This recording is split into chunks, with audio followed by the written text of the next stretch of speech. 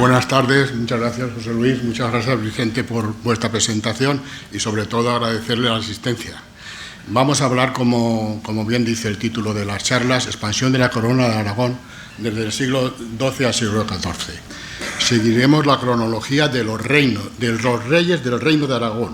Por ejemplo, Pedro el Grande para los aragoneses fue Pedro III el Grande, para los catalanes y el condado de Barcelona Pedro II, y para nosotros y los sicilianos Pedro I. Para los mallorquines no fue rey de Mallorca nunca, entonces no existió ningún Pedro en Mallorca.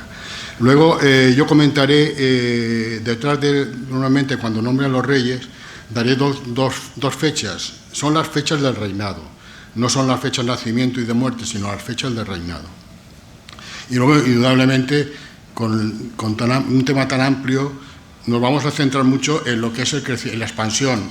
No hablaremos, por lo tanto, nada más que cuando sea necesario, de los temas de las instituciones y de los temas de cómo legales y tal, los fueros, ni por ejemplo, tampoco hablaremos mucho, digamos, de repoblamiento, porque es que si no, no nos va a dar tiempo. La conferencia, esta charla la hemos tenido que partir en dos. Hoy mi intención es llegar hasta la muerte de Jaime I, no sé si lo conseguiré, y mañana hablaremos desde Pedro el Grande hasta la muerte de Jaime II. Y vamos a empezar ya porque... Entonces, vamos a empezar primero con el nacimiento de la corona de Aragón. En el año 1134 murió el Alfonso I el Batallador en el sitio de Fraga, que era entonces la taifa de Lleida. El rey Alfonso, aunque estuvo casado durante unos años con la reina Urraca de Castilla, no tuvieron descendencia. Ya María Victoria nos habló, digamos, de la reina Urraca y ya nos comentó que se llevaban muy mal. Se llevaban francamente mal, ni tuvieron descendencia y para mí que ni lo intentaron. Ya sabéis, hubo un comentario de que se decía que el rey Alfonso estaba mucho más a gusto con sus guerreros en los campamentos militares que con las damas y con la reina en los palacios. Bien. En el testamento dejó el reino de Aragón, era rey de Aragón y de Pamplona. En el testamento dejó en herencia a las órdenes militares y a la iglesia, a las órdenes militares del Santo Sepulcro, el Temple y San Juan del Hospital y a la iglesia. En el mismo año, ya en 1134, el rey Alfonso VII de Castilla invadió Aragón y tomó Zaragoza, por todo, más que nada, para conseguir de alguna forma que se le proclamara rey. Tanto los nobles de Navarro, como que eligieron rey a García Ramírez, como los nobles de Aragón que eligieron rey al hermano de Alfonso, era el rey Ramiro II el monje, no lo aceptaron, por lo que de alguna forma sí que se quedó en Zaragoza, pero no tuvo una posibilidad de que lo eligieran como rey. Y eligieron, como hemos dicho, a Ramiro II el monje, que en aquel momento era obispo de Roda Barbastro. En ese mismo año, en el 1135, se casó con Agnes de Poitiers, y en el 1136 tuvieron a Petronila. Algunas veces encontraréis el nombre de Petronila como Brunila, pero normalmente aparece como Petronila. Otra vez Alfonso VII de Castilla intentó casar a la princesa Petronila con el primer hijo, con un tal Sancho, pero entonces ya el rey Ramiro se negó totalmente, porque sí, y además para mí que de una forma muy inteligente, porque de alguna forma, en el caso de que Castilla hubiera entrado en Aragón, al final el reino de Aragón se hubiera disuelto. Entonces, Ramiro eligió como heredero al conde de Barcelona, Ramón Berenguer IV. Aquí os pongo, en el mapa están los condados de Cataluña, la marca hispánica. El condado de Barcelona es el que veis abajo, pero los condes de Barcelona además controlaban el condado de Osona, el condado de Gerona, el condado de Cerdeña y el condado de Salú. Excepto el condado de Urgel, los demás condados eran ya muy pequeños y prácticamente el conde de Barcelona controlaba prácticamente, excepto el condado de Urgel, el resto. Aquí aparece el condado de Ribagorza, que este condado, no sé por qué aparece aquí, porque este condado pertenecía a Aragón. Los condes de Cataluña tenían el título de conde, pero tenían atribuciones reales. Esto ya José Manuel en la charla que nos dio sobre el CIR ya nos lo explicó. Hacía ya más de 100 años que los condes de Barcelona, los condes de Cataluña en general, no prestaban obediencia a los reyes francos, actuaban de una forma independiente. O sea, no eran reyes, pero sí tenían las atribuciones reales. En 1137, como hemos quedado, el rey Ramiro el Monje eligió a Ramón Berenguer como heredero de la corona de Aragón, y además se acordó la boda entre Ramón Berenguer y Petronila. Ramón Berenguer en aquella época tenía 23 años. Voy a leer el Tratado de Barbastro porque es muy interesante y es además bastante corto. En el nombre de Dios, yo, Ramiro, por la gracia de Dios, rey de Aragón, te doy a ti, Ramón, conde y marqués de Barcelona, mi hija por esposa, con todo el reino de Aragón, íntegramente, tal como mi padre, el rey Sancho, y mis hermanos Pedro y Alfonso, no lo tuvieron nunca mejor. Y te encomiendo a todos los hombres de dicho reino, en homenaje y juramento, que te sean fieles en aquello que toca a tu vida. Todas estas cosas sobrescritas, Ramón, conde y marqués de Barcelona, que si mi hija moría, tú conservases la donación del dicho reino libremente, y sin variarla y sin ningún impedimento después de su muerte. Redactado el día 3 de los idos de agosto, el 11 de agosto, en el año de la encarnación del Señor de 1137. Aquí, como veréis, tenemos dos temas importantes. De alguna forma ya le da el título de marqués, de alguna forma le da mayor importancia al condado de Barcelona que al resto de los condados catalanes. Y luego, y más importante, aun en el caso que Petronila muriera, declaraba a Ramón heredero de la corona, o sea, lo integraba dentro, digamos, de la dinastía de aragonesa, lo prohijaba. El rey Ramiro, en cuanto se firmó este tratado, se retiró al monasterio de San Pedro el Viejo en Huesca, que es un monasterio precioso, que si tenéis la oportunidad de ir a verlo, y ya entregó el gobierno de Aragón al conde Ramón.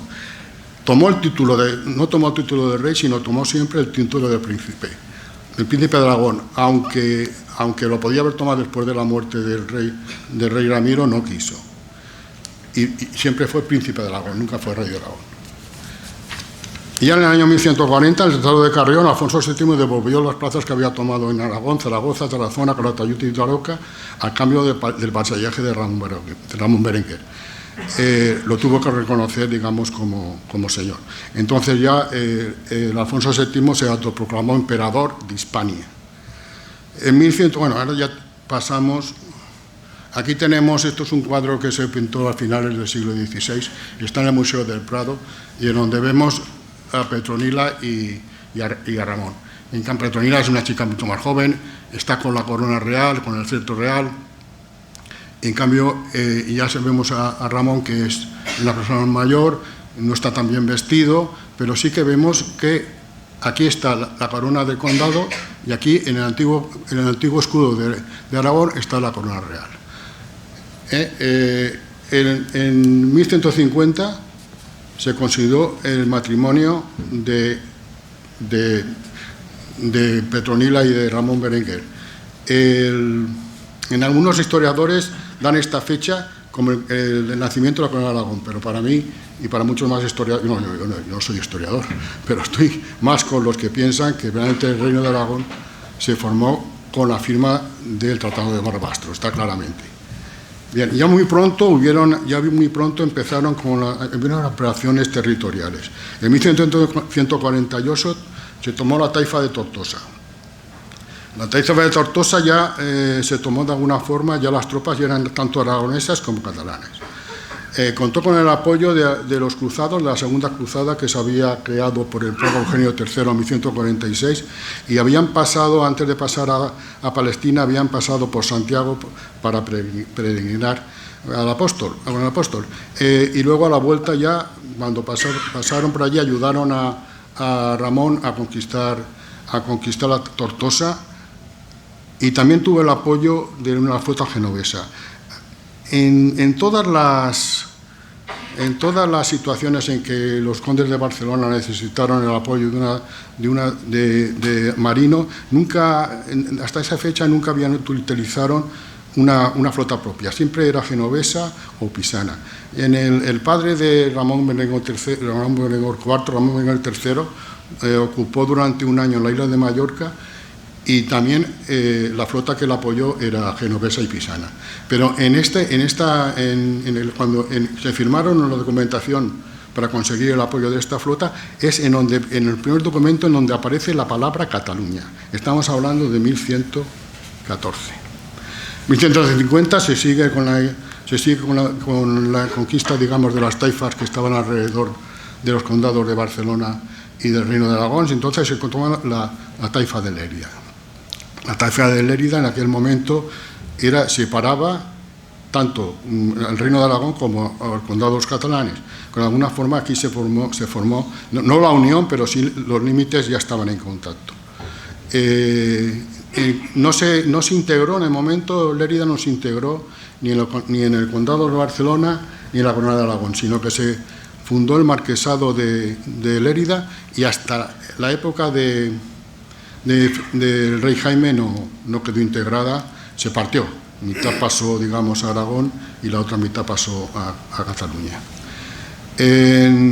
Otro tema importante que tenemos en el Tratado de Tudillén. El Tratado de Tudillén entre Ramón Berenguer y Alfonso VII de Castilla. Bueno, hay que comentar que Alfonso VII era hijo de doña Urraca, de un matrimonio anterior al que tuvo con Alfonso. Y entonces, de alguna forma, durante algunos años fue hijastro de Alfonso I el Batallador. Bueno, en el Tratado de Tudillén se repartía lo que era entonces el Reino de Navarra y luego lo que era el Andaluz. A la Corona de Aragón le tocó las taifas de Valencia, Denia y Murcia. En 1156 sigue la ampliación territorial, se toma Alcañiz. Alcañiz sí que pasó directamente a la Corona de Aragón. Y los condes de Barcelona tenían desde hace muchos años, recibían el vasallaje de cantidad de condados en el sur de Francia. Por ejemplo, en aquel momento eran vasallos de Ramón, Bearn, Provenza, Carcassonne y Gorra, que llevaban más de 10 años disputándolos con el conde de Tolosa. Esta zona, desde la época de los visigodos, ahí es donde estaba Septimania. La Septimania era una zona que estaba controlada por los reyes visigodos. Cuando la invasión islámica de la península ibérica, también ocuparon los árabes, también ocuparon esta zona. Y luego también fue reconquistada por Carlomagno, más o menos cuando se formó la marca hispánica, con lo que siempre había una gran relación entre Aragón y los condados catalanes con esta zona. Había una relación muy intensa. Bueno, en 1162 muere Ramiro San Dalmacio en el Piamonte, cuando se dirigía a entrevistarse con Federico I, el emperador, y está enterrado en el monasterio de Ripoll. Es el último conde de Barcelona entrenado en Ripoll, junto con Bifredo el Villoso, el fundador de la dinastía de los Peluts. Heredó el trono Alfonso II, que la habían bautizado como Ramón. Su madre, Petronila, cuando le dejó en herencia el condado de Barcelona y el Reino de Aragón, ya lo llamó Alfonso en honor de su tío abuelo, y ya se quedó históricamente con el nombre de Alfonso. Alfonso el Casto, que sí, también le llamaban el trovador, reinó entre el año 1162 y 1196. Cuando heredó el trono tenía 5 años, con un consejo de regencia que estaba formado por nobles catalanes y aragoneses, se hizo cargo del gobierno de los territorios. Hay que considerar el reino de Alfonso el Casto, lo podíamos dividir en 2 partes. Una primera parte, mientras fue menor de edad y controló los reinos, la regencia, este consejo de regencia, y luego ya cuando fue mayor de edad. Casi todas las adhesiones y todas las anexiones que hubieron en este reino fueron en la primera parte. Por ejemplo, en 1165 se ocupó en definitiva el delta del Ebro, o sea, se cruzó el Ebro y se tomó el delta. Y se tomaron las las ciudades de Amposta, Ulldecona y Gandesa. Estas pasaron directamente al condado de Barcelona.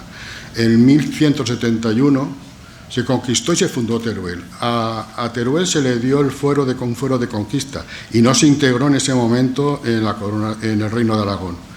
Ya pasaron bastantes años antes de que se integrara. Luego teníamos también en el 1174, bueno, cuando la mayoría de edad, pero antes había heredado el condado de Provenza, que era dentro de los condados franceses uno de los más importantes, el Rosellón y el Valle de Arán. Antes también se me ha pasado que en 1156 se tomó Alcañiz, que se integró por parte ya de Ramiro, perdón, por parte del conde Ramón Berenguer, que se integró plenamente también en el Reino de Aragón. Bien, en 1174, a mayoría de edad, ya el rey Alfonso se dedicó más a los territorios, digamos, que controlaba en Francia que a los territorios de alguna forma peninsulares. Esto, de alguna forma, estaban en competencia directa con los condes de Tolosa. Llevaban ya más de 100 años en que estaban continuamente en peleas y con distintas, bastantes líos para controlar estos condados. Entre Alfonso, de alguna forma, en vez de intentar llegar a controlarlo y tal, de una forma pacífica, de alguna forma se metió más a fondo. Bueno, lo que consiguió es que prácticamente estaban en guerra los condados el condado de Barcelona con el de Tolosa.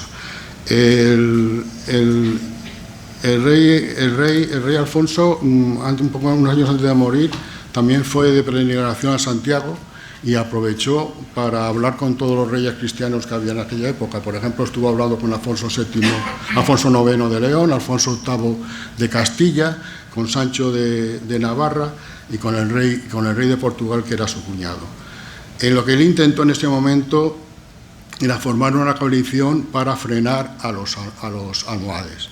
Los almohades hacía poco que habían derrotado en Alarcón al rey Alfonso VIII de Castilla y prácticamente eran un peligro para el resto de los reinos cristianos. Era una potencia en aquel momento muy importante. No lo consiguió porque tuvo que volver a Aragón porque había una epidemia y tuvo problemas también de hambruna y tal, y tuvo que volver y murió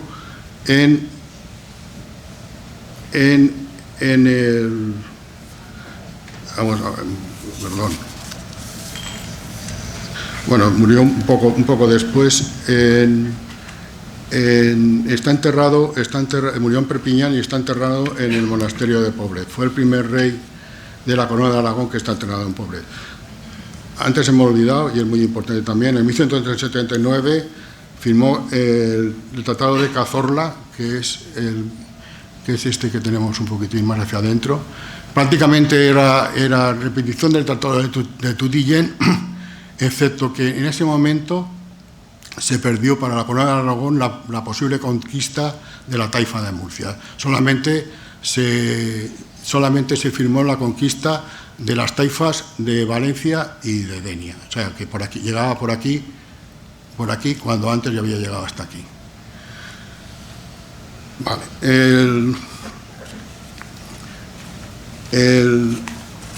Le dejó como herencia a sus hijos, a Pedro el Católico, le dejó la corona de Aragón en aquel momento, y a su hijo Alfonso le dejó el condado de Provenza. El condado de Provenza era el condado más importante que existía en el sur de Francia, después del condado de Tolosa.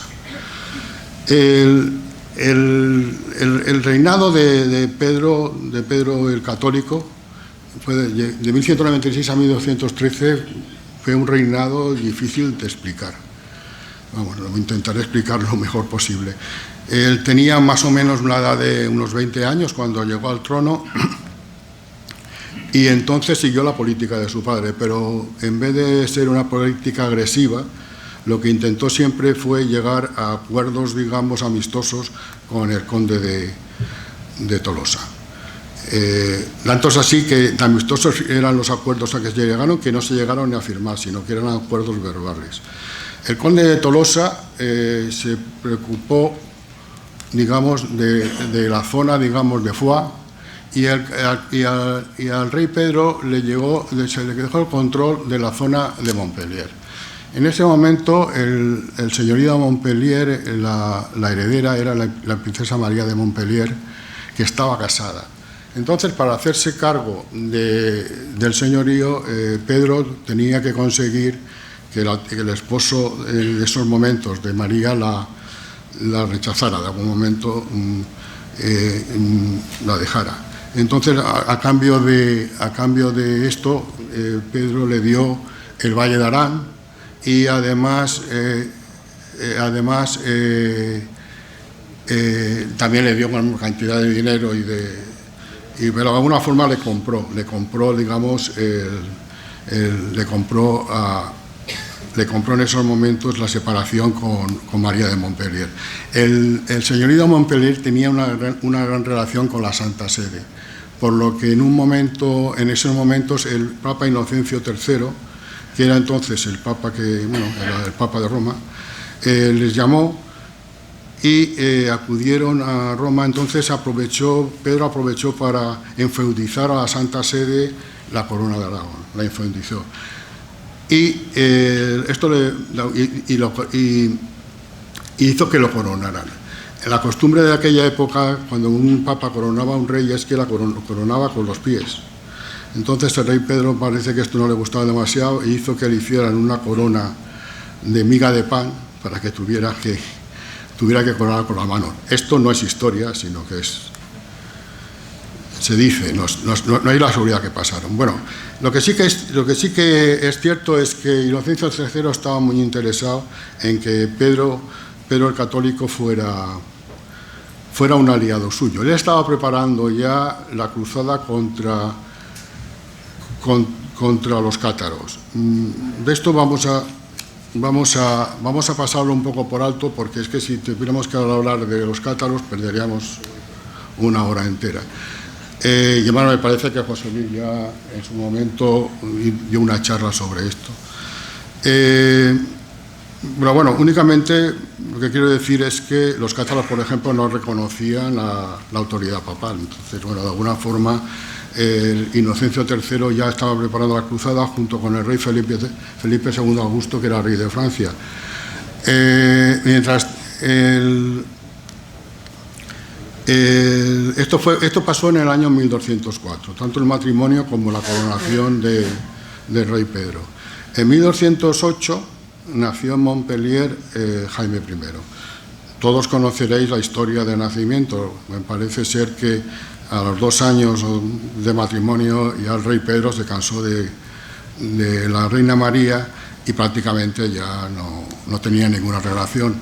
La reina María quería tener descendencia y en un momento dado pues aprovechó que el rey Pedro estaba un poco tocadete, había bebido un poco en la cena y ocupó el puesto del amante del rey. Cuando por la mañana apareció en la cama del rey, claro, el rey quedó muy sorprendido, pero más se sorprendió cuando vio que alrededor de la cama estaba la corte de Montpellier, que quería de alguna forma confirmar que el rey se había acostado.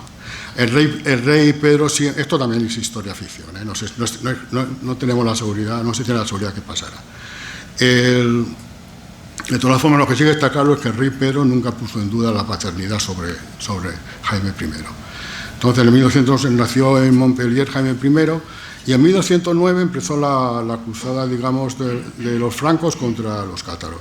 En un principio, el rey Felipe no pudo dirigir la cruzada, lo que le pasó el mando a Simón de Montfort, que era un noble normando. Entraron a saco. Y la zona esta que veis aquí de verde fue la primera que tomaron, en Béziers y Carcassonne. La toma de Béziers, por lo que parece, fue una gran matanza. Se comenta que como no distinguían, los cruzados no distinguían entre la población, digamos, católica y la población, digamos, hereje, preguntaban cómo van vestidos y tal, y dijeron, no, vosotros matar a todos, que Dios en el cielo ya se encargará de separarlos. O sea, fue una masacre total. Bueno, tomaron Béziers, luego tomaron Carcassonne ya no la asolaron, y Albi. Y de ahí viene también que se conoce a esta cruzada como la cruzada albigense. Bueno, en la Edad Media, cuando de alguna forma un caballero o un noble se apuntaba a alguna guerra y tal, siempre se apuntaban temporalmente, o sea, durante lo que durara, desde los meses de primavera y verano, luego se volvían cada uno a sus territorios. Aquí pasó lo mismo. Ya en el invierno de 1209 esto se paralizó, la cruzada se paralizó porque la mayoría de los cruzados se volvieron a Francia. Entonces el rey Pedro aprovechó, bueno, estos territorios que habían tomado los cruzados pertenecían a los condes de Trinqueval. Estos condes de Trinqueval eran feudatarios del rey Pedro. El rey Pedro consiguió de alguna forma llegar a un acuerdo con los cruzados, ahora no me acuerdo cómo se llamaba, te lo he dicho, con Simón de Montfort. Llegaron a un acuerdo con Simón de Montfort en donde de alguna forma también decidieron casar a Jaime, que era un niño, con una de las hijas de Simón. Y además durante una temporada hicieron un pacto de no agresión. Pero el rey Jaime pasó a estar controlado, pasó a vivir junto con Simón de Montfort, lo tenía como prenda. Esto, de alguna forma, a la reina María no le pareció bien y pasó a Roma para intentar que el Papa Inocencio III se devolviera. Bueno, se llegó a un tratado y en esos momentos los almohades eran, como hemos comentado antes, una gran presión para los reinos cristianos. El obispo de Toledo convocó a una cruzada a los reinos digamos, cristianos de la península. Entonces acudieron el rey Pedro, acudió también Alfonso VIII de Castilla y Sancho de Navarra. Los reyes de Portugal y de León mandaron tropas, pero no estaban presentes. Entonces, en 1112, todo esto era, de alguna forma, se produjo la batalla de Tolosa el día 17 de julio, y que fue un punto de inflexión en la Reconquista. Esta batalla, de alguna forma, no se incorporaron nuevos territorios a los reinos cristianos, pero de alguna forma fue el principio del fin del califato almohade. Pasaron por Despeñaperros y ya en la zona de Jaén, en Santa Elena, se presentó la batalla. La noche anterior de la batalla parece que las tropas del rey Pedro atravesaron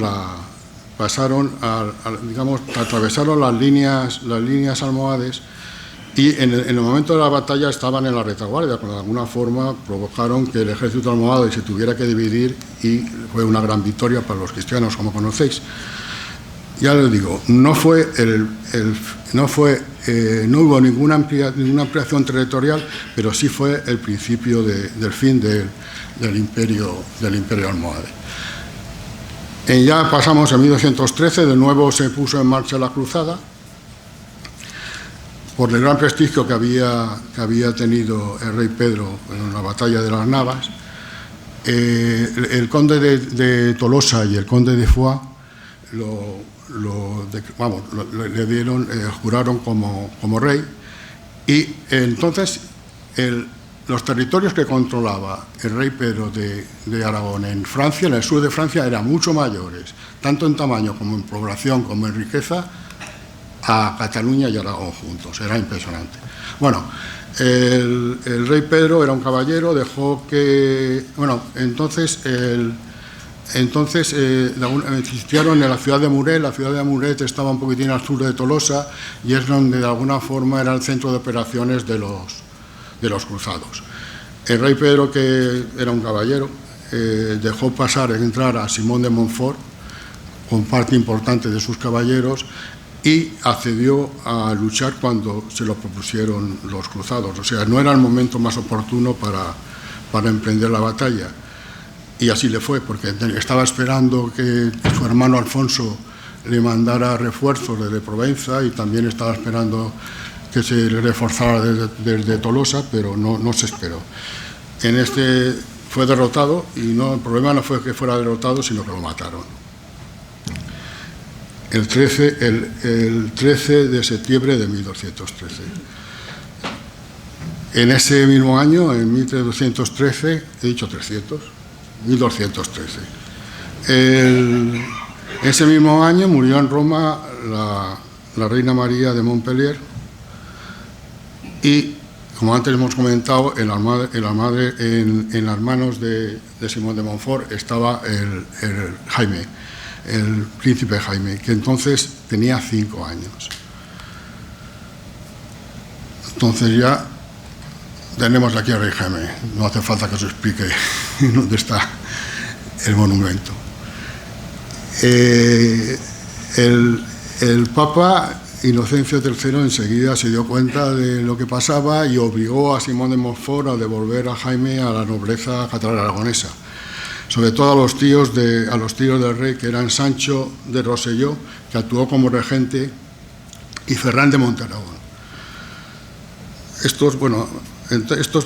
Toda la nobleza, tanto de Cataluña como de Aragón, estaban aprovechando que no había una persona que controlara, pues empezaron constantes revueltas, peleas entre ellos. Aquello realmente utilizaban a Jaime de niño como si fuera un juguete para de alguna forma conseguir lo que ellos querían. Era un verdadero desastre. Entonces, otra vez entró Inocencio III, se interesó por Jaime y entregó a Jaime a la Orden del Temple para que lo criara y lo educara. Los templarios en Monzón, en el castillo de Monzón, lo tuvieron hasta la edad de 13 años, o sea, hasta el 1221 aproximadamente, en donde ya fue jurado como conde de Barcelona y rey de Aragón. Pero vamos, las circunstancias y siguió todo igual. Hubieron constantes rebeliones y constantes problemas en los dos reinos. En el año 1224, en el 1213 también se casó con Eleonor, la princesa Eleonor de Castilla. También tenía su edad, eran 2 críos. Comenta el rey Jaime en sus crónicas que no sabían lo que había que hacer, entonces se dedicaron a jugar a papá y a mamá, no sabían lo que hacían, digamos, lo que tenía que hacer un hombre con una mujer. Algunas circunstancias que voy a comentarla también porque fue importante. En 1224, con 16 años, tuvieron una rebelión en Cataluña, fueron los Moncada. Los Moncadas eran una familia que después de los condes de Barcelona era la familia más importante que existía en Cataluña. Existía en el condado de Barcelona. Y en Aragón también se rebelaron los sahones. Los sahones, uno de los sahones era Guillermo, que era obispo de Zaragoza. Estos retuvieron a los reyes en el palacio, pero no solamente en el palacio, sino en su habitación. Y los tenían, no los dejaban ni moverse. El rey intentó de alguna forma escapar, pero la reina estaba embarazada y se negó. Entonces, a las 2 o 3 semanas firmó todo lo que querían que los Moncada y estos querían que firmara para poder salir. La reina terminó tan agobiada que al año siguiente, nada más parir, se marchó otra vez a Castilla. Ya en 1224, cuando el rey ya tenía 17 años, de alguna forma comprendió que lo que tenía que hacer era buscar algún evento, algún tema que de alguna forma implicara a la nobleza y implicara también a la iglesia y tal. Entonces, de alguna forma pensó que sería ya interesante, empezar a intervenir en la taifa de Valencia. Entonces, convocó a la nobleza para que acudiera. Esto lo hizo de alguna forma de acuerdo con el obispo de Tortosa. Convocó a la nobleza para que acudiera a la toma de Peñíscola. pero no apareció nadie. Solamente aparecieron las tropas de alguna forma que dependían directamente del rey y las tropas que dependían del obispo de Tortosa. Se sitió Peñíscola, pero todos conocemos Peñíscola. Peñíscola es una especie de península pequeña y hay un istmo estrecho, y entonces la única forma de conquistarla es a través de este istmo. Con lo que si no se controlaba la zona, digamos, alrededores por mar, Peñíscola, y Peñíscola seguía recibiendo tanto tropas como alimentos y tal, era muy difícil la conquista, con lo que se tuvieron que retirar. Y al año siguiente aún el rey siguió insistiendo y convocó otra vez a los nobles para hacer una incursión en Valencia. Una incursión no, digamos, de conquista, pero sí de alguna forma para conseguir botín y para conseguir esclavos, bueno, para conseguir básicamente botín. Tampoco acudió nadie a Teruel, pero el que sí que apareció fue Abu Zeid, que era el rey de Valencia en aquel momento. Abu Zeid fue el último gobernador almohade, y cuando el imperio almohade se rompió y se convirtieron en taifas, fue el que tomó la taifa de Valencia. Era, digamos, dentro de la nobleza almohade, tenía un cargo importante, pero en Valencia tuvieron graves problemas, que es que no controlaba a la nobleza islámica, digamos, autóctona. Y no la controlaba. Entonces tenía graves problemas porque vio que el rey Jaime antes o después conseguiría invadir, conquistar Valencia. Intentó de alguna forma retrasar el tema, con lo que se presentó ante Teruel y le propuso, al cambio de un pago de dinero importante, se calcula que le prometió la cuarta parte de todos los ingresos que habían en la taifa de Valencia, y además de alguna forma también durante unos años también de alguna forma le garantizaba que no habrían tampoco incursiones, digamos, porque igual que habían incursiones cristianas en las taifas moras, habían también incursiones moras en los reinos cristianos. De alguna forma que durante unos años se iba a conseguir una cierta tranquilidad. El rey Jaime, que realmente lo que buscaba era tener unos ingresos y también tener la tranquilidad en su frontera, pues accedió. Cuando volvía de Teruel hacia Aragón, realmente las crónicas pone que aún no estaba integrado Teruel en el reino de Aragón. En Calamocha se cruzó con el Pedro de Aones. Este era el señor que lo retuvo hacía 2 años en Zaragoza. Entonces le echó en cara, el primero, el que por qué no se había presentado la convocatoria, y el segundo, que cómo iba a romper la tregua que había firmado con el rey de Valencia. Pedro de Aones le contestó que por sus narices. Esto de alguna forma provocó una pelea en donde las tropas del rey Jaime mataron a Pedro. Esto provocó una rebelión de los nobles aragoneses, pero de alguna forma fue la tarjeta de presentación de que a partir de esas fechas ya la nobleza no iba a hacer con el rey Jaime lo que había hecho hasta entonces. Pasaron algunos años, el rey Jaime siguió buscando algo que interesara tanto a los nobles como a la Iglesia, como a él mismo. La parte, otra vez, meterse en Francia era muy problemático, y como hemos dicho, había firmado una tregua con el reino de Valencia. Entonces, la única oportunidad que en aquel momento se le ocurrió fue tomar Mallorca. Mallorca, desde 1202, estaba también en poder de los almohades. Era una isla que para todo el tráfico marítimo en el Mediterráneo era de vital importancia, para pasar, digamos, desde Francia hacia África, y para pasar de alguna forma desde la península ibérica hacia Italia y las islas de Sicilia y Cerdeña. Tenían que pasar por allí. Era un foco también de piratas, y era un territorio que prácticamente, excepto la ciudad de Mallorca, el resto estaba muy despoblado. Entonces el rey Jaime pensó que era una buena opción. La historiografía dice que en En el año 1229, en noviembre de 1228, en casa del mercader Pedro Martel, que vivía en Tarragona, hubo una comida en donde se reunieron el rey Jaime, nobles y mercaderes de Tarragona y de Barcelona, y entonces a alguien se le ocurrió que sería muy interesante conquistar Mallorca.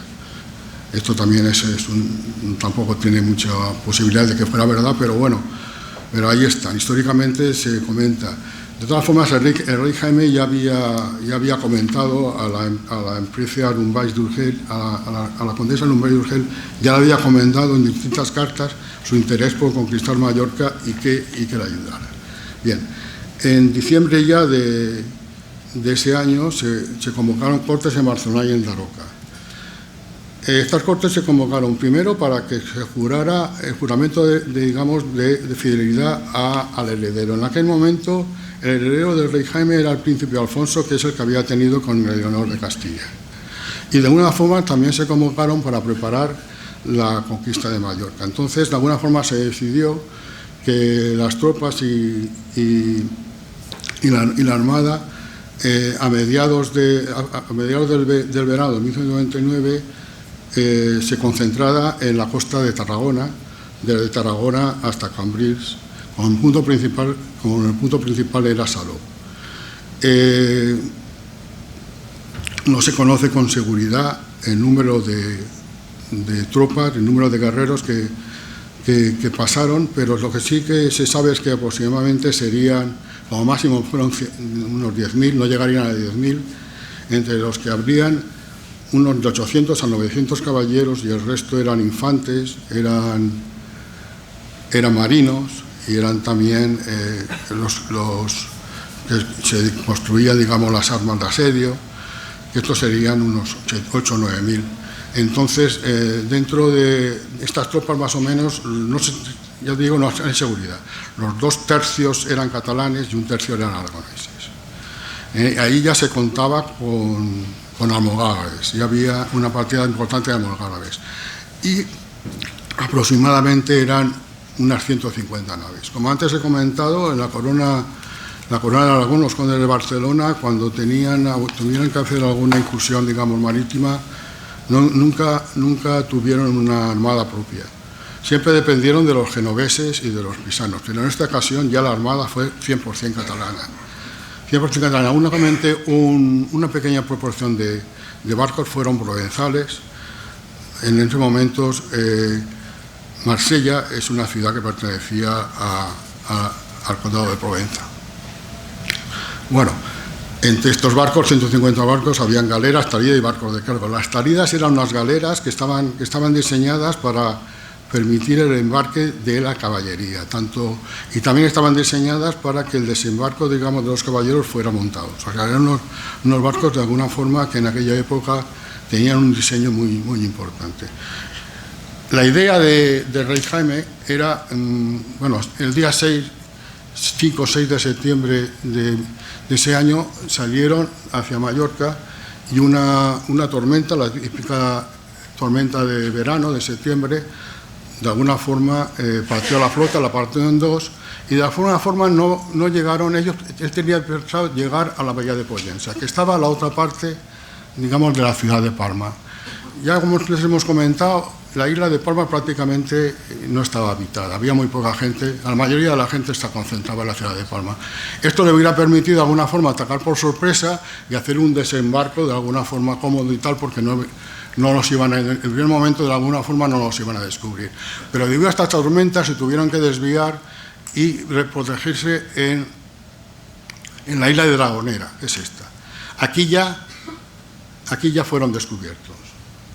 Ya fueron descubiertos, además, como hemos comentado antes, la flota se partió en 2.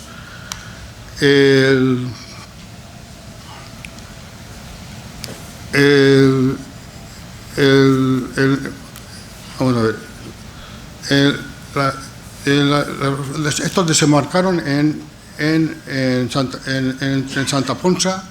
Desembarcaron, digamos, las tropas que iban con el rey Jaime, que eran probablemente los barcos catalanes, y luego en Porrasa, que era el Magaluz, desembarcaron las tropas aragonesas.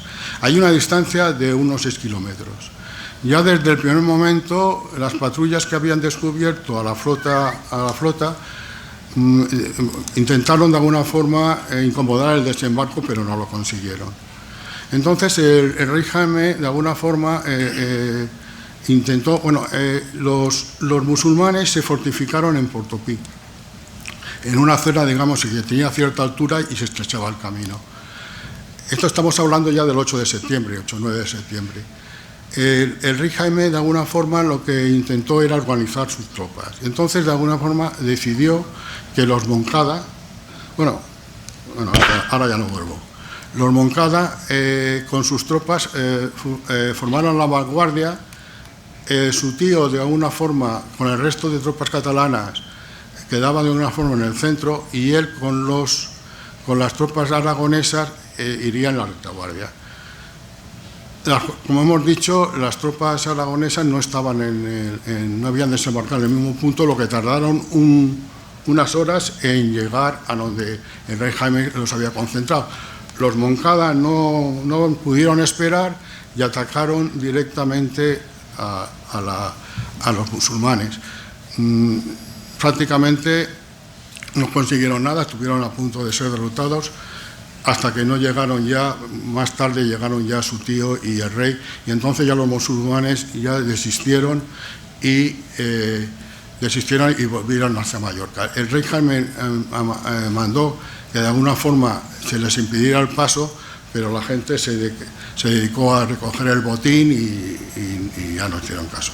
En esa batalla murieron dos nobles catalanes de la familia de los Moncada, Ramón de Moncada y Guillén Ramón de Moncada. El rey tuvo mucha pena, en sus crónicas lo dice, pero por culpa de ellos no se consiguió una mayor victoria, y se consiguió que las tropas, digamos, la mayoría de las tropas islámicas otra vez se ingresaran en Mallorca. A mediados de septiembre del año 1299, ya de alguna forma se comenzó el sitio de la ciudad de Mallorca. Como hemos dicho antes, la ciudad de Mallorca era una ciudad bastante grande. Se comenta que era más grande ya que Barcelona, debía estar por los 30-40.000 habitantes. Era una ciudad perfectamente amurallada, pero como de alguna forma no podían, el resto de la isla estaba deshabitada, el sitio solamente se hizo en la zona actual del puerto de Mallorca, la zona donde está la catedral y el palacio de los reyes de Aragón, los reyes de Mallorca. Es un sitio que ya se utilizaron, digamos, máquinas de asedio importantes, se hicieron túneles. Hubieron desde el primer momento el valí de Zaragoza, que se llamaba Bullayado, intentó de alguna forma comprar al rey, darle dinero, darle también castillos y tal, pero y también intentó una rendición pactada, pero no lo consiguió. Hemos dicho que aproximadamente a mediados de septiembre empezó el sitio, y a finales de diciembre de 1999 Hugo de Ampurias, que era uno de los nobles que acompañaron al rey Jaime, había hecho un túnel por debajo de las murallas. El 1 de enero de 1300 los cristianos por ese túnel pasaron a la ciudad y la arrasaron también. Al que se defendía lo mataban, y al que no se defendía o los que se rendían los cogían prisioneros para luego venderlos como esclavos. Hubo una pequeña proporción de guerreros que pudo salir y se dirigieron hasta la zona de Artá y hasta la sierra, digamos, de Poniente. El resto, ya digo, la ciudad de Mallorca quedó totalmente despoblada. Entre los que mataron y vendieron como esclavos no quedó ni uno. Durante una semana estuvieron de alguna forma arrasándola. No hubieron prácticamente muchos muertos cristianos, hubieron más muertos cristianos luego a consecuencia de las enfermedades que habían contraído durante el sitio que por la guerra que tuvieron. Ese mismo verano, en el verano de de 1230, el rey don Jaime ya hizo una campaña donde de alguna forma recuperó la zona de Artá y redujo la zona, digamos, de la Sierra de Poniente a la zona, digamos, que está en verde. Volvía todos los inviernos a la península y volvía en verano retomaba en verano el tema de la conquista de Mallorca, más que nada para organizar la repoblación y para también tomar esos últimos reductos. En el verano de 1031, los musulmanes de Menorca firmaron con el rey el Tratado de Capdera. Se declaraban vasallos del rey, tenían que pagar indudablemente parias importantes, pero el rey don Jaime, ni siquiera su hijo, el rey Pedro, incorporó directamente Mallorca a la Corona de Aragón. Siguió siendo una isla en donde no era independiente porque eran vasallos del rey Jaime, pero no estaba ocupada por los cristianos. En el año 1231 murió la condesa Rumbay d'Urgell. La condesa Rumbay d'Urgell estaba casada con Pedro de Portugal, un infante de Portugal, y no tenían hijos. El infante Pedro quiso de alguna forma que los nobles de Urgell lo nombraran conde, pero los condes se negaron. Entonces tuvieron que intervenir el rey don Jaime, que consiguió que de alguna forma lo aceptaran, pero siempre que prestara vasallaje al rey. El infante Pedro murió también sin descendencia, y todas las familias que de alguna forma fueron condes de Urgell siempre de alguna forma tenían que jurar fidelidad al monarca, con lo que podemos considerar ya que el condado de Urgell en el 1231 se pertenecía ya a la Corona de Aragón.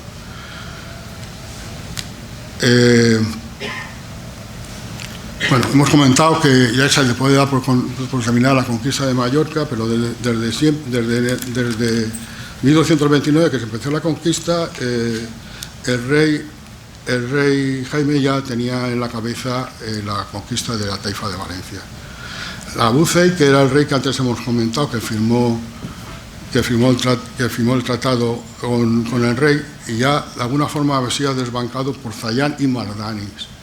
Zayán y Mardanis era un noble valenciano, era descendiente del rey Lobo. El rey Lobo fue rey de la taifa de Murcia y de Valencia en el siglo XII, en el lapsus, en el tiempo que había entre los almorávides y los almohades. Fue un rey con cierta importancia. Y Mardanis significa el hijo de Martínez. Bien, Abu Zeid, bueno, eso había sido estrenado por Zayán, y se entrevistó con el Calatayud, con el rey Jaime. Se declaró vasallo, y entonces se dio permiso para que tomara territorios en su nombre. Este Abu Zeid se bautizó, se hizo que lo bautizaron, y tomó el nombre de Vicente Beibís, y es el que fundó la baronía de Arenós.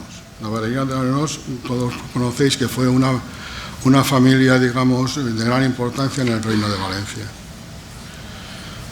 Ya en 1231 había reconquistado ya el nombre del rey Castelfabí y Ademuz. Estos territorios el padre del rey Jaime, Pedro, los había ya tomado, pero se perdieron de alguna forma con toda la problemática que tuvo Pedro el católico. Y ya lo recuperó ya el Vicente Beibís este. En 1231, aún no se había terminado de tomar Mallorca en ese invierno, se desconoce la fecha, y si verdaderamente se produjo la reunión de Alcañiz. No se sabe exactamente si realmente esta reunión se dijo. Lo que se cree históricamente, se dice que en las crónicas del rey Jaime sí que puso que esta reunión existió, porque de alguna forma en la actuación que tuvo que tener luego contra Blasco de Alagón le vino muy bien que la gente pensara de que había habido una reunión. Esta reunión se reunieron con Jaime I, el maestre de la orden militar del hospital, que se llamaba Hugo de Fulker, y el noble que hemos comentado, Blasco de Alagón. Y se proyectó la conquista, digamos, de Valencia. ¿Cómo se tenía que conquistar? Entonces, de alguna forma se acordó que Blasco de Alagón entrara por lo que es la comarca, por los Ports, en donde está Morella, luego pasar al Maestrazgo, y en coordinación con él, las tropas de Jaime I, junto con las órdenes militares, desde Teruel, se dirigirían, digamos, por todo, digamos, el Valle del Palancia hasta Burriana. Y esto fue lo que pasó al final. Lo que pasa es que en el año 1232, Vasco de Alagón se encontró con que en Morella o la abrió alguien las puertas o se encontró las puertas abiertas, por lo que pudo tomar Morella sin sitiarla. Claro, entonces no se lo pensó dos veces y la tomó. Y también en el año 32, la milicia de Teruel, que estaban hasta las narices seguramente que los sarracenos desde la zona, digamos, de Morella hicieran racias hacia Teruel, y tomaron Ares del Maestre, lo que es Ares del Maestre. Esto de alguna forma al rey Jaime le incomodó mucho, porque él tenía de alguna forma previsto tomar la taifa de Valencia de una forma coordinada. Claro, al haber conquistado Morella y Ares, pues ya el tema, digamos, de sorpresa ya no podía existir. Además de que Morella era una plaza tan sumamente importante para que no estuviera en manos de un noble, sino tenía que estar en manos del rey. De alguna forma, aprovechándose también ya, digamos, de Ares pertenecía ya, digamos, al rey, se reunió con Blasco de Alagón en Morella, de alguna forma lo forzó, hasta que consiguió a cambio de dinero y de futuras tierras, que Morella pasara a digamos, a ser territorio real. Ya se había perdido la posibilidad de una conquista coordinada, y por lo que ya no había ninguna sorpresa, porque ya en la primavera del año 1233, desde Teruel, y tal como se había proyectado con las órdenes militares, pasó a la taifa de Valencia. Primero intentó sitiar Jérica, pero no perdió el tiempo en Jérica, sino que se dejó el tema, digamos, de la zona del Palancia a las órdenes militares, y tanto Segorme como Viver como Jérica fueron tomadas por las órdenes militares. Y él se dedicó directamente a Burriana. Ya en mayo estaba asediando Burriana, y el asedio duró hasta julio. Parece ser que Burriana en aquel momento era de algún punto, digamos, importante para la taifa valenciana, porque la zona de Castellón estaba muy poco habitada. Entonces todas las fortalezas y de alguna forma que estaban en el norte de alguna forma se suministraban tanto de víveres como de armas, como de tropas auxiliares o de tropas desde Burriana. Entonces Burriana de alguna forma era un tema que, nada más caer Burriana, todos los castillos del norte cayeron de inmediato, tanto Alcatén como Peñíscola, como Cervera, como Pumpis. El rey Jaime se entrensión en Burriana, y ya en el año... Bueno, tenemos muy poco tiempo, voy a intentar ir rápido, pero por lo menos llegará a la conquista de Valencia. Desde Burriana ya el rey Jaime ya hizo en el año 1934, hizo una incursión a la zona del Júcar. Esta primera incursión fue de alguna forma para la obtención de botines, que parece ser que fue un verdadero triunfo. Consiguieron cantidad de botín y de esclavos, pero entonces el rey Jaime se dio cuenta de la posición que tenía Cullera. Cullera, como todos sabéis, es un castillo que está en una cima, está rodeado de una llanura importante, todos lo conocemos, y además está la desembocadura del Júcar. El Júcar en aquel momento, y es un puerto natural además, el Júcar en aquel momento era navegable desde Cullera hasta Alcira. Él pensó que era muy importante.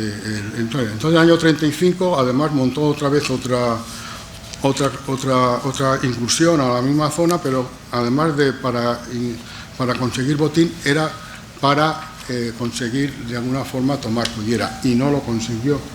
Entonces ya de alguna forma, la única forma de tomar, porque él pensaba desde Cullera y desde Burriana presionar Valencia y conseguir la redención de Valencia sin tener la necesidad de sitiarla. Pero ya vio que esto no era posible, pero para sitiar Valencia no tenía suficientes tropas. Por lo que en el año 35 marchó otra vez a Cataluña y al Reino de Aragón, precisamente para conseguir tropas y poder seguir con la conquista. Dejó como lugarteniente a uno de sus tíos y con la orden de que ya fuera de alguna forma preparando la conquista sitio de Valencia, tomando, digamos, las torres que había alrededor de la ciudad, como la torre de Moncada, de Museros, de Paterna, y además con la idea también de que tomaran el castillo del Puig. Con las tropas que tenía su tío, consiguió sin ningún problema conseguir sus órdenes, tomó el Puig en el año 1237, pero mientras tanto el rey montó en 1935, como sabéis, la reina Leonor de Castilla del año 1229 ya había conseguido la anulación del esto, y entonces aprovechó para casarse con Violante, la reina Violante de Hungría, que parece ser que se casaron muy enamorados. Y luego, como hemos comentado antes, para tomar Valencia le hacían falta incrementar el ejército, con lo que provocó, formó las Cortes de Monzón. Las Cortes de Monzón eran unas cortes que estaban las Cortes de Cataluña y las Cortes de Aragón, no juntas, sino de una forma independiente, pero se reunieron en Monzón, y entonces de alguna forma ya reclutó bastantes tropas, bastantes guerreros. Hasta entonces prácticamente la mayoría no, por no decir prácticamente la totalidad de tropas que había utilizado en la toma de la taifa de Valencia eran tropas aragonesas. Aquí ya de alguna forma ya en Monzón ya participaron tanto aragoneses como catalanes. Pero lo más importante que pasó fue que en el año 1236 Gregorio III declaró la expedición contra Valencia como cruzada. Entonces ya no solamente se incorporaron al ejército del rey Jaime aragoneses y catalanes, sino que se incorporaron occitanos, francos, castellanos, navarros, portugueses, hasta también los caballeros que habían acompañado a María Violante también se incorporaron a la cruzada. Se habla de más de 60.000 guerreros, a mí me parece mucho. Organizar a esta tropa tan importante indudablemente le costó algún tiempo.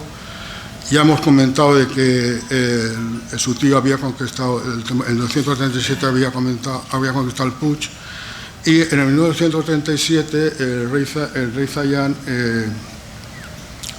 le propuso de alguna forma entregarle una cantidad importante de dinero. O sea, aquí se hablaba de mucho dinero y con varios castillos y tal, que ya el rey no aceptó. A principios del 238 ya estuvo la batalla del Puig. La batalla de Zayán ya veía que de alguna forma se iba a producir, digamos, la invasión ya definitiva, y entonces Zayán intentó desplazar, digamos, a los pocos caballeros que habían entonces en el Puig, pero bueno, las tropas que tenía entonces en aquel momento Zayán no eran muy profesionales y no lo consiguieron. También el tío del rey le engañó porque le hizo creer que, porque de alguna forma dividió a sus caballeros y a algunos los escondió, y le hizo creer que eran las tropas del rey Jaime que ya venían, con lo que de alguna forma levantaron enseguida el cerco y marcharon. Se encerraron, llegamos en Valencia. Valencia era una ciudad que salía entre los 15.000 habitantes, pero toda la población de todas las alquerías de alrededor se cerraron. Era una ciudad que estaba bastante bien fortificada, y aproximadamente pues podrían haber unos 40.000 40.000 personas dentro de la ciudad. El rey Jaime ya se asentó en abril de ese año, ya se empezó el sitio de Valencia, ya fue un sitio completo, ya se sitió toda la ciudad y tomó las fortificaciones exteriores de Seré y Boatella. El rey en ese momento lo hirieron en un ballestazo en la cabeza. Gracias a esta herida, la marca que dejó en el cráneo, cuando se intentó recuperar, cuando se recuperaron los cuerpos de los reyes que estaban enterrados en Poblet, se consiguió averiguar cuál era el cuerpo del rey precisamente por la marca que tenía el cráneo, si no, no se hubiera conseguido. Bueno, esto es una anécdota. Intentó ver a veces Zayán de alguna forma, otra vez que se retiraran de alguna forma, otra vez les daba cantidad de dinero y tal, pero no lo consiguió. Lo que sí que de alguna forma consiguió es que hubiera una rendición pactada. El rey Jaime era muy consciente que tomar Valencia de alguna fuerza, en un ataque directo hubieran habido cantidad de muertos y hubiera costado mucho más de lo que costó. Por eso aceptó esta rendición. La rendición consistía en que se dejarían salir a todos los moros que se rindieran y firmaba una tregua de 7 años con una pequeña... Pero bueno, de esto ya hablaremos mañana. El día 28 de septiembre, de la Torre de Alibufat. Bueno, esto que tenéis aquí es una pintura mural que está en el castillo de Alcañiz. Entonces aquí se ve perfectamente al rey Jaime, que ya va vestido, digamos, con las barras de Aragón. La corona de Aragón también tiene aquí uno que delante y porta también la enseña de la corona de Aragón, y ya en las torres de Valencia ya habían colocado, digamos, el pendón del Reol. Esto lo colocaron en la Torre de Alibufat. La Torre de Alibufat actualmente está, digamos, estaba en donde está ahora el Palacio del Temple. Tuvimos la suerte hace un mes y medio de visitarlo, una visita que organizó Vicente, y entonces en los sótanos del Palacio del Temple se puede ver los cimientos de la torre de la Torre de Alibufat, un trozo de muralla islámica y un aljibe. Bien, el día 9 de octubre entró el rey Jaime en Valencia. Prácticamente en la ciudad ya no había nadie porque la mayoría de los moros habían salido. Unos se fueron a las alquerías que habían abandonado cuando el principio de la conquista, otros se fueron con Zayán a la zona que él tenía cruzando el Júzcar, que mañana hablaremos. Y aquí, de alguna forma, con la conquista de la ciudad de Valencia, terminamos por hoy. Damos paso a lo que vosotros queráis comentar, si queréis comentar, y mañana continuaremos.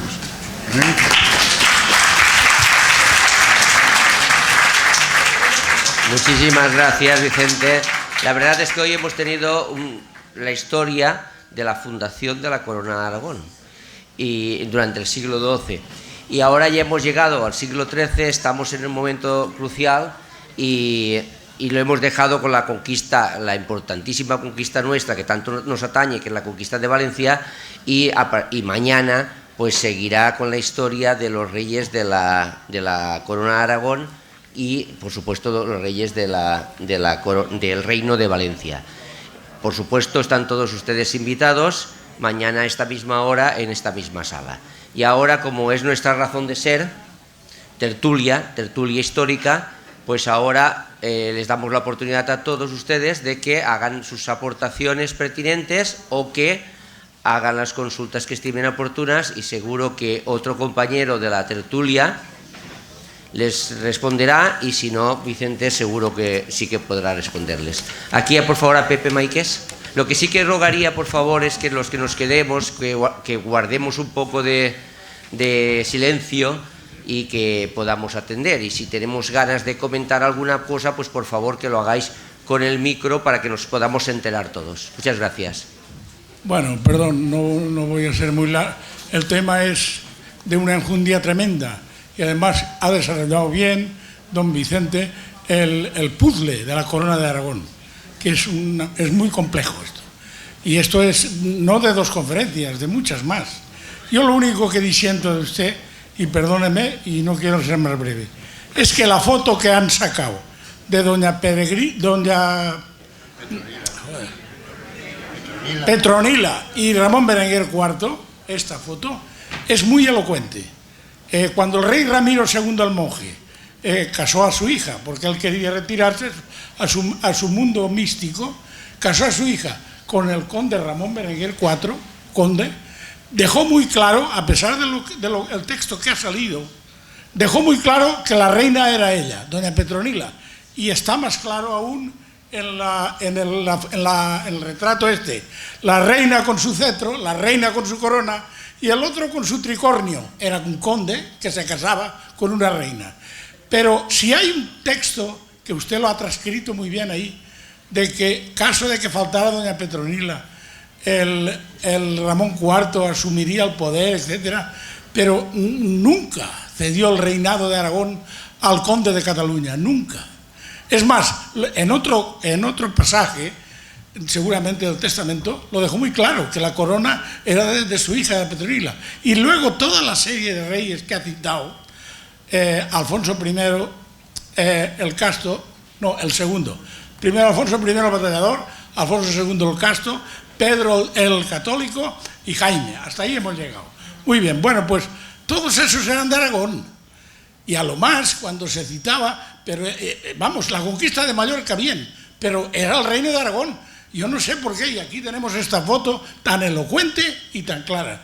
Yo es lo único que disiento. Por lo demás, sé el trabajo que hay detrás de todo lo que usted ha dicho, porque es de una complejidad. Lo que es la estructura del reino de Aragón, que en fin, es digna de alabanza, nada más. Bueno, yo solamente quería comentar que cuando Ramón Berenguer se hizo cargo de la princesa Petronila, la princesa Petronila tenía 1 año. Con lo que de alguna forma Ramón Berenguer fue padre y esposo. Hasta los 13, 14 años de alguna forma no consumaron el matrimonio.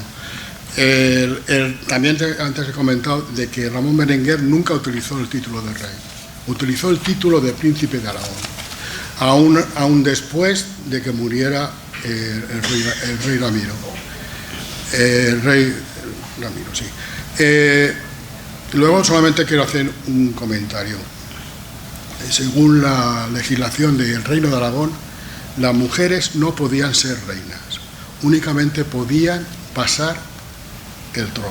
O sea, por eso, de alguna forma, la Petronila, en su herencia, pasa al trono a su hijo, Alfonso, pasa al trono tanto de Aragón como de Cataluña. Y bien, indudablemente, aquí está representada la princesa Petronila como reina, y además se le ve claramente la corona real, el manto real, y aquí el conde de Aragón, que era 23 años, como he dicho antes, mayor que ella, pues como conde. Y ahí no puedo decir nada más. Yo lo que históricamente, esa es la información que puedo dar. Indudablemente, el Ramiro proahijó de alguna forma, adoptó a Ramón Berenguer y lo incorporó, digamos, a la dinastía de Aragón. Pero ven, también hay que decir que por familia era descendiente de Bifredo el Velloso, que era conde de Barcelona. Y ahí estamos. Y eso es históricamente, yo no puedo aportar más. Yo no sé si José Luis podrá aportar algo más. Estoy de acuerdo. Un segundito y ahora te ponen el micro y así lo oyen todos mejor. Es simplemente que cuando el Tratado de Barbastro creo que ha dicho, sí, creo que ha dicho en un momento que en ese momento era el nacimiento de la corona de Aragón, me ha parecido. Sí, y entonces digo, si ya eran reyes, ¿cómo era el nacimiento en ese momento? Bueno, una cosa es el reino de Aragón y otra cosa es la corona de Aragón. Ajá. El reino de Aragón en aquel momento era de alguna forma la provincia de Huesca, en donde en principio el reino de Aragón, la capital fue Jaca. Y luego en el 1118 mismo Alfonso el Batallador conquistó a los almohades de la ciudad de Zaragoza. Entonces, en aquel momento, el Reino de Aragón era la parte de Huesca, de alguna forma llegaba hasta la zona de Daroca, Calatayud, y los condados de Barcelona los hemos visto antes. Sí. Eran estos. Además del condado de Barcelona, los condes de Barcelona controlaban Osona, controlaban Girona, controlaban Cerdaña y controlaban Besalú. Entonces, bueno, fue la unión, digamos, del condado de Barcelona y del Reino de Aragón. Entonces se formó la Corona de Aragón, que tenemos que siempre pensar que el reino, hasta en ese momento era Reino de Aragón y luego a partir fue ya Corona de Aragón, la corona ya junto compartiendo con el condado, con el condado de Barcelona. Eso. Ya. Muy bien. Pero es interesante tener en cuenta que eran países distintos, ¿eh? Vamos a ver, el Reino de Aragón no estaba por encima del condado de Barcelona ni al revés. O sea, eran países distintos, de la misma manera que cuando surge el Reino de Valencia es uno más dentro de la corona, pero el Reino de Aragón no está por encima del Reino de Valencia ni al revés tampoco. O sea, eran realmente países distintos. Tenían su moneda distinta, tenían su lengua distinta, tenían sus fueros distintos, o sea, eran distintos. ¿El Reino de Valencia también? Sí, Claro. ¿Ya cuando era ya católico? Cuando se No, conquista. cuando lo conquistó Jaime de Aragón, pero eso ya no lo explicará mañana Vicente, eso dejémoslo para mañana, pero Valencia era un reino independiente del Reino de Aragón, pero todos conjuntamente formaban la Corona de Aragón. Esta es la confusión que a lo mejor... De todas formas, como antes he comentado, claro, yo a lo mejor tenía que haber sido menos ambicioso y no haber tomado un tema tan amplio. Tanto el crecimiento y la extensión, el crecimiento de la Corona de Aragón en plan territorial fue tan importante en los siglos que estamos hablando que yo no le puedo dedicar mucho tiempo a hablar de las instituciones y de los fueros, digamos, de los reinos de Aragón, pero indudablemente lo único que tenían en común era el rey.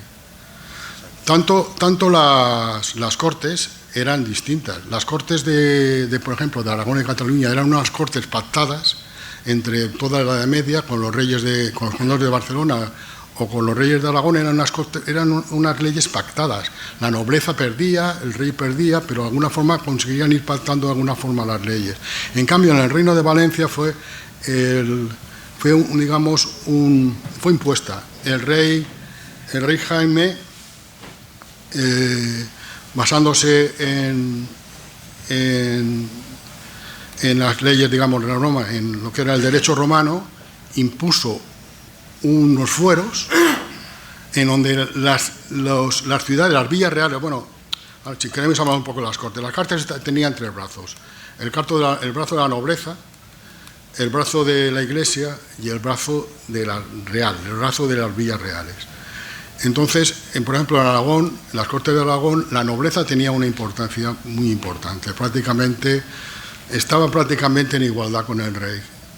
En las cortes catalanes, la nobleza y las villas reales, sobre todo por el tema de que en Cataluña, sobre todo en Barcelona, había cantidad de comerciantes, entonces tuvieron importancia. Y en cambio en las cortes de Valencia, de mercaderes, que a mí de vez en cuando las palabras no me vienen. Y en cambio en el Reino de Valencia, el brazo más importante de las villas reales.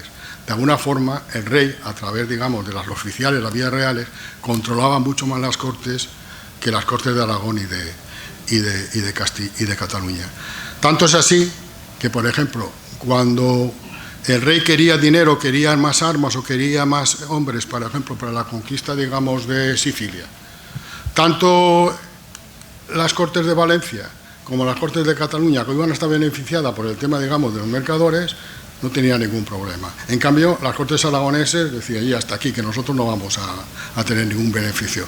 Cuando, por ejemplo, las guerras eran con Francia, las cortes valencianas es que decían, a mí ni me va ni me viene, ya apañaros los catalanes y los aragoneses. De todas formas, siempre, como ya hemos dicho, los reyes tenían, en las cortes de valencianas podían meter mano y al final conseguían lo que querían. Pero, por ejemplo, cuando tuvieron la guerra de los Pedros, ya en el siglo XIV, entre el rey Pedro I el Cruel de Castilla y Pedro IV el Ceremonioso, la guerra era con Castilla. Entonces, las cortes de Aragón y las cortes de Valencia tuvieron que sufragar todos los ejércitos y todo, de alguna forma, armamento y todo. En cambio, los catalanes dijeron que con ello no... pasaba porque con ellos no tenía ninguna frontera y no quería.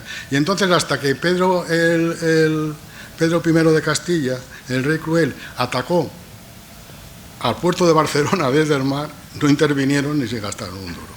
Pero entonces quiero decir, de que eran totalmente independientes, hasta en políticas exteriores, en cada reino se hacía lo que de alguna forma interesaba. No sé si...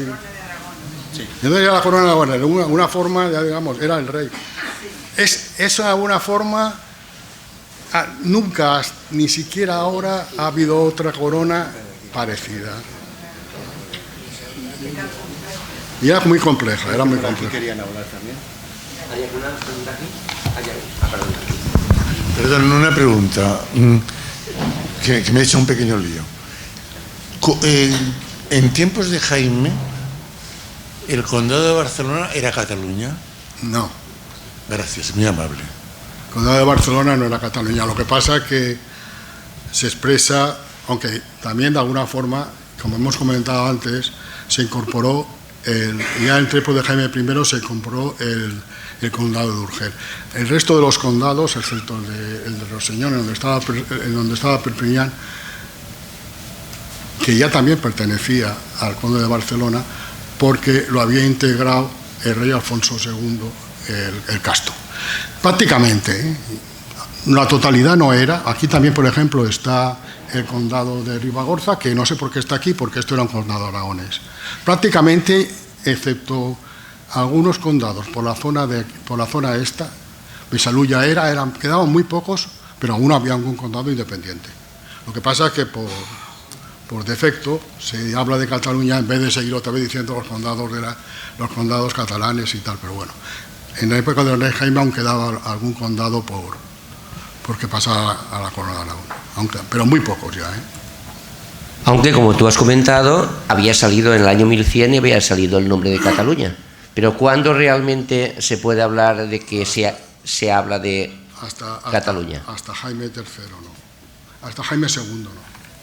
No, se hablaba siempre... De los condados catalanes. Vamos a ver, el nombre de Corona de Aragón, en aquel momento no se hablaba Corona de Aragón, era el Reino de Aragón y el Condado de Barcelona. Nunca se hablaba, lo que pasa es que de alguna forma, ya a partir del siglo XIV, siglo XV, se empezó a nombrar así, y históricamente, de alguna forma, al hablar y tal, pues bueno, el decir Corona de Aragón, pues terminas antes. Pero nunca se llamó Corona de Aragón, Históricamente nunca se... Corona de Aragón, pero no la llamaban así. No se llamaba Corona de Aragón. No, Corona de Aragón. El rey Jaime III, Jaime II, que venía con Jaime III, que ya hablaremos mañana, fue el que de alguna forma lo que sí que hizo fue firmar un documento en donde se decía que nunca separaría los reinos patrimoniales. Los reinos patrimoniales eran el Reino de Aragón, los condados de Cataluña y el Reino de Valencia. Los otros, tanto Mallorca como Sicilia como Cerdeña, eran otra cosa. Por supuesto que la Corona de Aragón, estamos hablando de los condados catalanes, estamos hablando del Reino de Valencia y el Reino de Aragón, propiamente dicho, pero había mucha parte en Italia y en las islas. Pero supongo que esa parte de las conquistas nos las comentará, toca mañana. El tema, yo hoy tenía hoy hemos llegado a Jaime I y no lo hemos acabado. No lo hemos acabado. Pero estamos en Jaime I, en 1238, 1240. Mañana seguirá. Yo tenía interés en terminar hoy hasta la muerte de Jaime I, pero bueno, nos hemos quedado aquí donde nos hemos quedado. Déjalo vivo un día. Lo dejamos vivo a Jaime I. Mañana hablaremos ya en la época de Pedro III Grande, la conquista, la toma de Sicilia, y ya en la época de Jaime II, coincidieron dos Jaimes, Jaime II en Mallorca y otro Jaime II en Aragón. Y en la época de Jaime II, digamos, el incremento que hubo, digamos, en el Reino de Valencia con la conquista, digamos, de la zona, digamos, del norte de lo que era la taifa de Murcia, la zona de Alicante, Elche y Orihuela, y pasaremos también hablaremos algo, si nos da tiempo, de los almogávares con la conquista, digamos, de los ducados de Atenas y de Neopatría. Intentaré llegar a la conquista de Cerdeña, que me parece a mí que con el tiempo... Con eso llegaremos al siglo XIV, que es lo que se comprometió, y nos dejaremos nos dejaremos la miel en los labios para hablar en otra ocasión, pero que ya está comprometido Vicente, del siglo de oro de Valencia. Bueno, lo que quedaría pendiente sería de alguna forma, porque cuando terminemos de hablar, digamos, todos los territorios que estemos hablando no pertenecían solamente a un reino, sino que pertenecían a 3.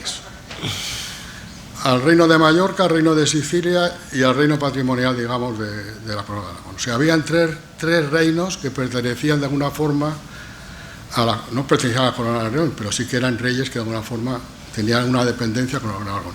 Entonces, en el reinado de Pedro IV el Ceremonioso es cuando, ya estamos hablando de mediados del siglo XIV hasta el final del siglo XIV, es cuando de alguna forma Pedro el Ceremonioso consiguió unificar todos los reinos en uno, en la corona de Aragón. Hablaremos eso no sé si llegaremos en este ciclo, si no, lo haremos en otro ciclo. Bueno, muchísimas gracias. Y luego nos quedaría también pendiente, para terminar ya de explicar todas las, digamos, la toma de Nápoles, que eso ya fue en el siglo XV y ya fueron otras tomas.